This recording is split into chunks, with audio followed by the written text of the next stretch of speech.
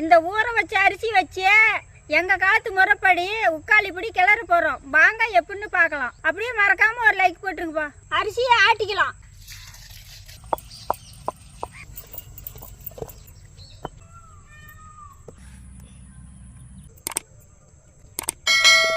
எண்ணெய் ஊற்றிக்கலாம்.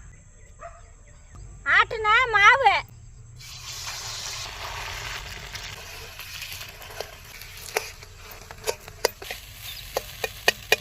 நல்லா அனல் கம்மியாக வச்சு இப்படி நல்லா கிண்டுனா தான் பல பலன்னு வரும்.